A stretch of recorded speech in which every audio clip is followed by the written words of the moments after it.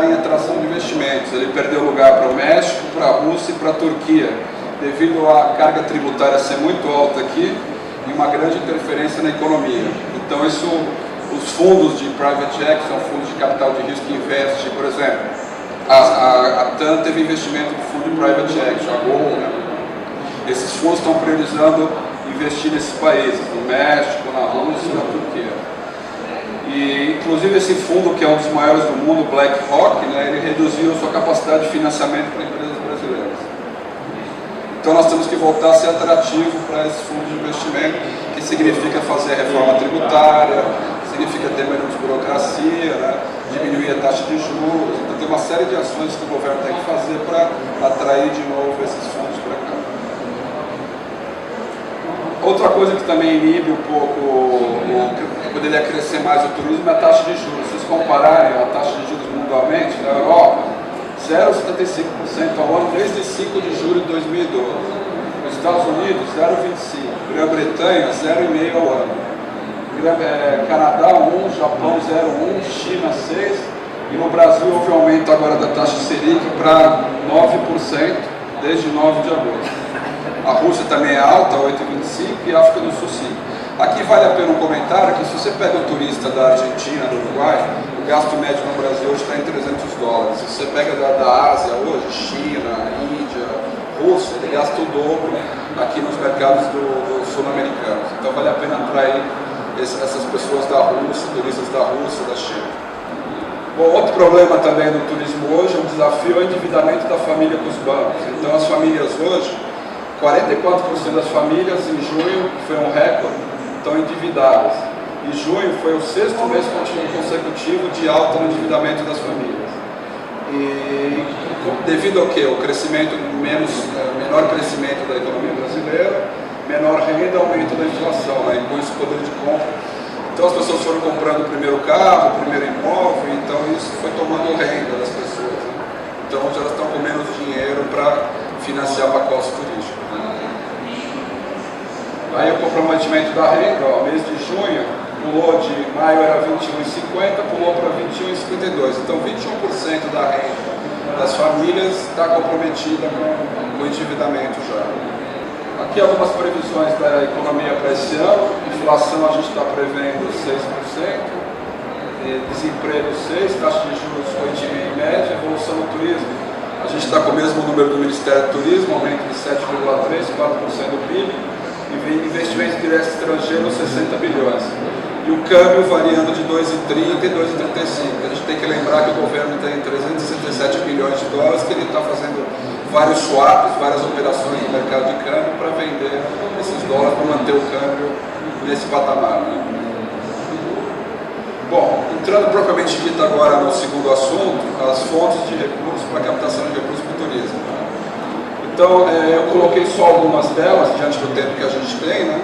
Então, eu coloquei o BNDES, o Programa de Desenvolvimento do Turismo, o Fundo do Turismo, Geral do Turismo, o programa chamado Oportunidades para a Maioria do Turismo, o programa chamado Oportunidades para a Maioria do Banco Interamericano de Desenvolvimento, BID, né?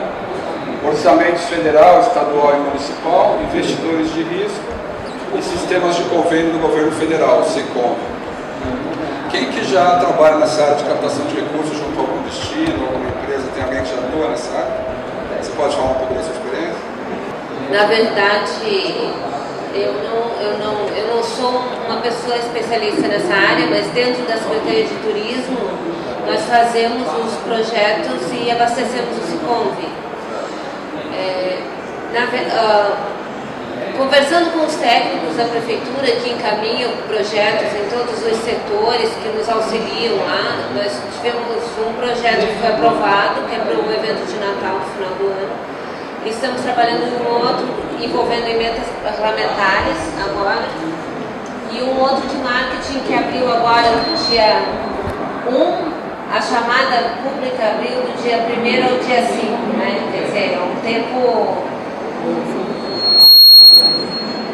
Mas o comentário que os técnicos colocam para a gente no que se refere à captação de recursos, quem consegue aprovar um projeto no Ministério pelo SICOMV do turismo, aprova qualquer outro, porque é o Ministério mais difícil se você passar um projeto. complicado.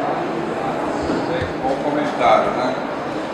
Então, começando com o BNDES, a gente tem o programa BNDES de turismo para a Copa do Mundo, que nesse momento ele está fechado para novas captações, mas aqui eu coloquei alguns exemplos do que foi repassado já. Você teve 87 milhões para um hotel no Rio Centro, né?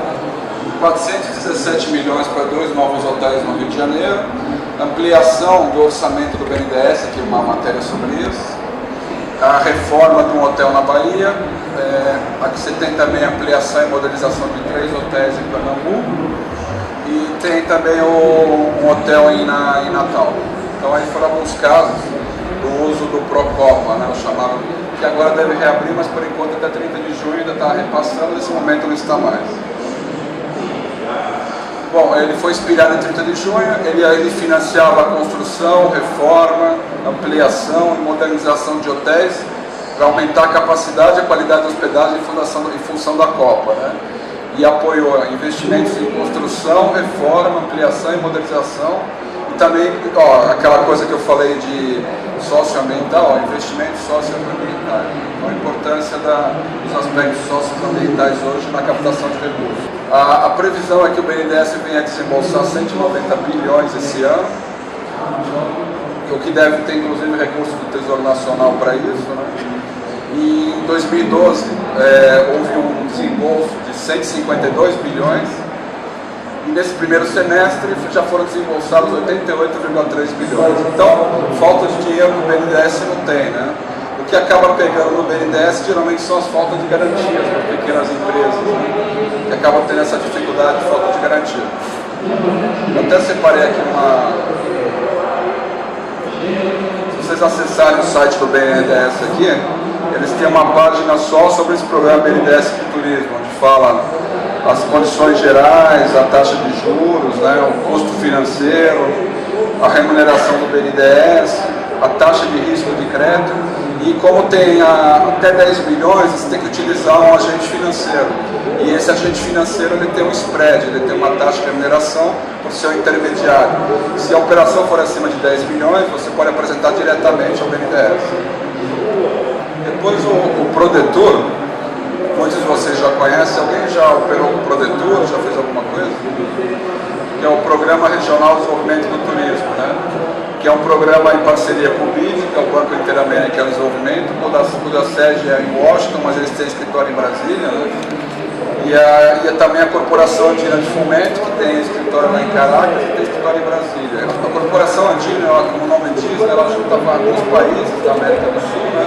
Somente do Andes lá, e eles financiam o desenvolvimento do turismo nesses países. E aí tem ações regionais, estaduais e municipais.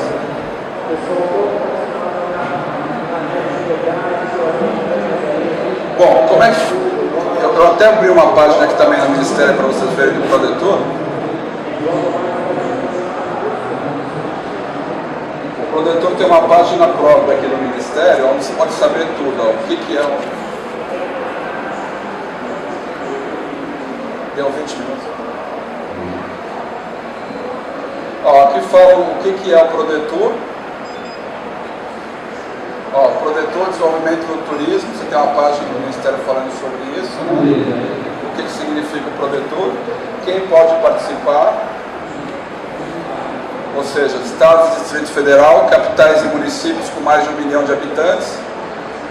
Quem que mora em cidades com mais de 1 milhão de habitantes? Tem bastante que mora com menos, né? Quem mora com menos de 1 milhão de habitantes é o destino, não pode ter acesso nessa linha. Daí a atuação, aqui fala alguns casos que foram repassados. Por exemplo, Ceará foi repassado para um maciço de Baturité, Rio de Janeiro, o Polo Litoral, Pernambuco, para o Vale do São Francisco, Santa Catarina, Litoral Catarinense. Fundo Geral de Turismo, o FUGETUR, é outra linha de repasse, só que daí não são para estados e municípios, daí são para empresas.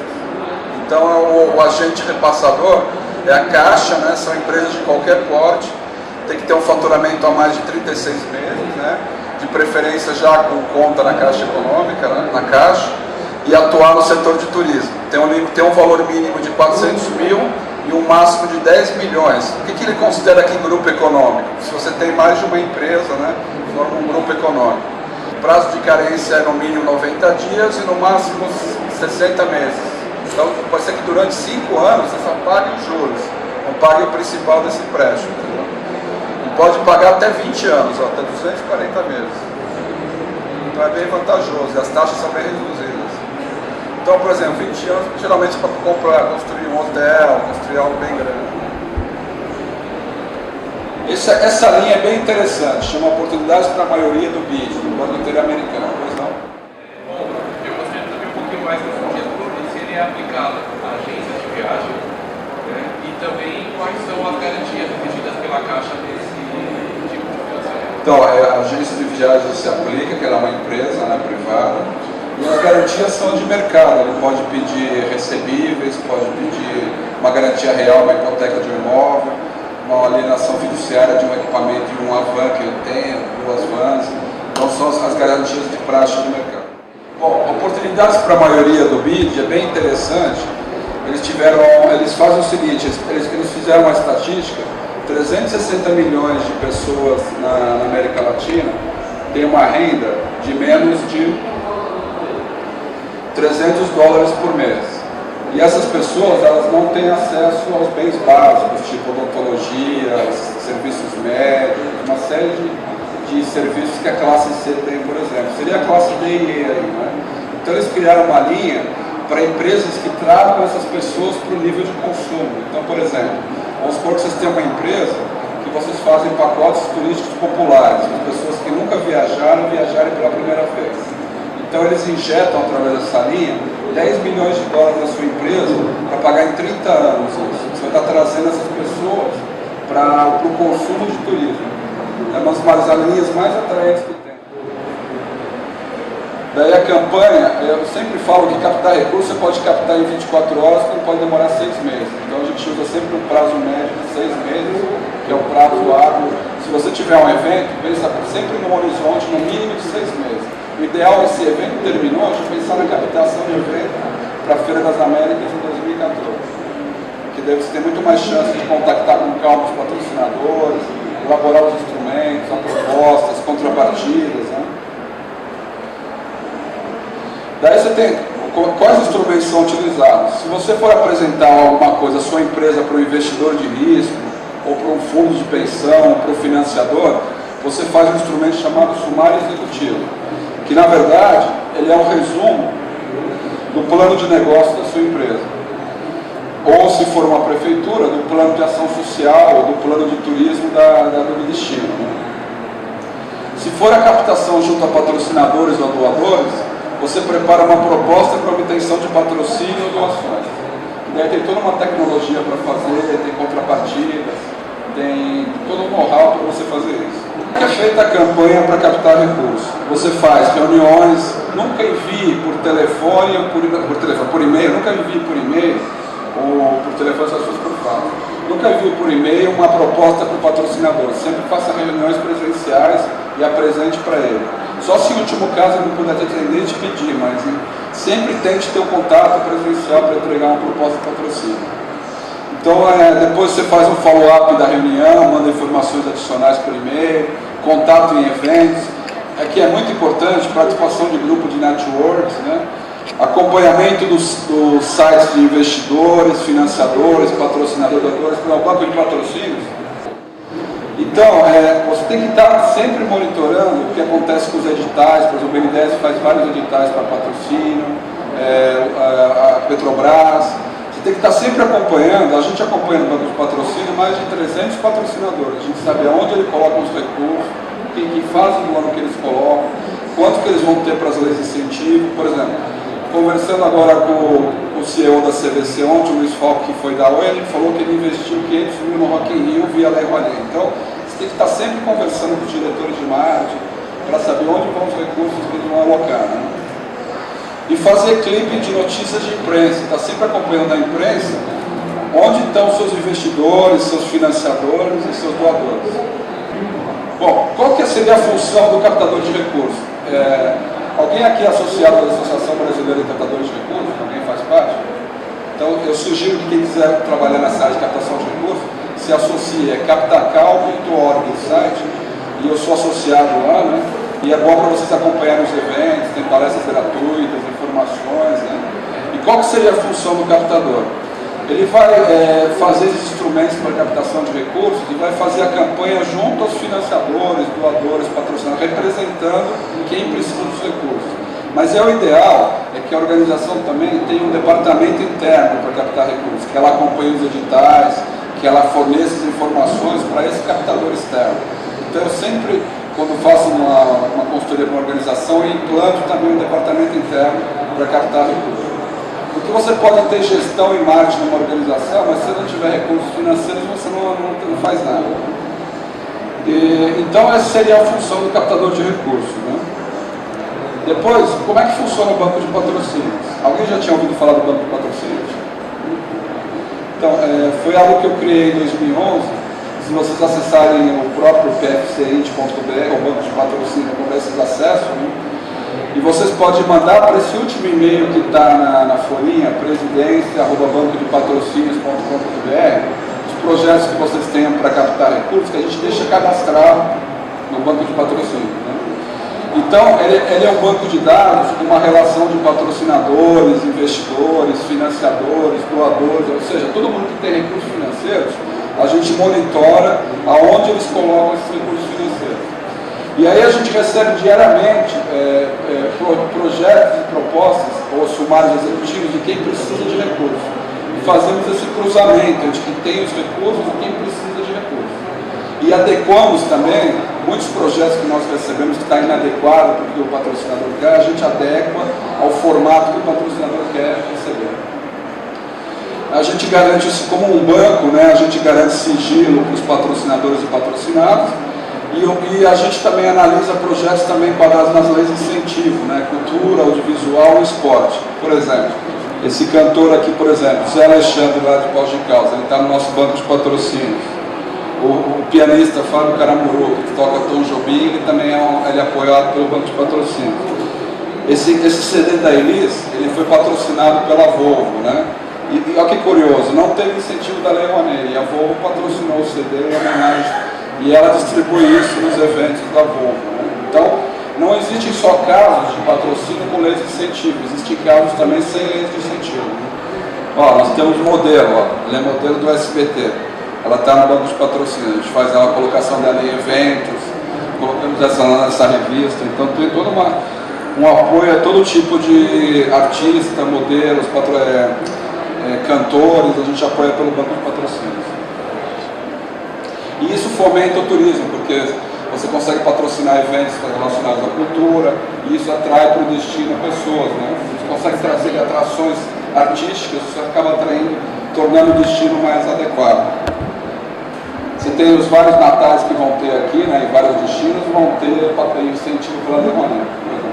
A Associação Brasileira de Catadores de Recursos, ela tem um código de ética, né? Ela não permite que os catadores de recursos trabalhem só por ganho variável, eles têm que ter sempre um ganho fixo e um variável. Então, como eu criei essa metodologia de captação de recursos, o que a gente faz? A gente implanta esses instrumentos de captação de recursos na organização, e ela fica com esses instrumentos para utilizar independente da nossa empresa. Então a gente tem honorários fixos para implantar isso, e para fazer a campanha depois a gente tem um FII fixo que é pequeno e um FII variável, que é quando tem o êxito da captação. Mas é sempre com ganhos fixos e variáveis. Como é que são as contrapartidas para os patrocinadores? Bom, como eu falei, você tem contrapartidas comerciais, sociais e ambientais. Por exemplo, comercial. Ele vai usar a Lei Rouanet, então ele, ao invés de ele pagar 4% de imposto de renda, ele coloca os 4% naquele patrocínio. Eu posso considerar que esse patrocínio é comercial, além do que ele também vai veicular a logomarca dele no evento. Ele vai ser distribuição do flyer da empresa dele. Isso seria uma contrapartida comercial. Social. O evento vai doar 100 ingressos para a creche da cidade. Então, é uma contrapartida social em prol da área social da cidade, e com isso a empresa está tendo a sua responsabilidade social. Contrapartida ambiental. Suponha que é um evento, então toda a reciclagem vai ter reciclagem dos resíduos sólidos do evento. Todo o material vai ser descartado, vai ser reciclado. Então, isso seria uma contrapartida ambiental. vão dar informações sobre educação ambiental também e preservação do meio ambiente. Então é muito importante que vocês fizerem uma proposta patrocinadora, considere tanto a parte comercial, social e ambiental. E é muito importante também a prestação de contas.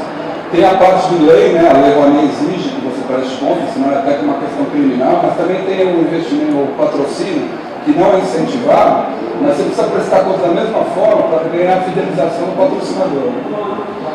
E, inclusive, hoje o banco de patrocínios é contratado para fazer auditoria em evento, ou seja, a gente analisar se as contrapartidas que eles prometeram aos patrocinadores foram cumpridas. Geralmente, as contrapartidas foram as que foram prometidas. Né? Bom, nós estamos lançando agora um MBA em captação de recursos. A gente também tem palestras de curso nessa coisa, depois que vocês quiserem continuar o assunto, né? E estamos fazendo uma campanha de captação de recursos no próximo livro de minha autoria, O Segredo de Captação de Recursos. Como é que funciona o crowdfunding?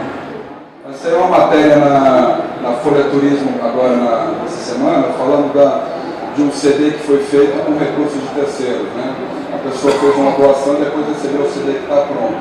Então estou fazendo isso no meu próximo livro. Quem quiser comprar antecipadamente o livro, a gente está fazendo a captação disso. E os primeiros 6 exemplares a gente vai fazer um lançamento.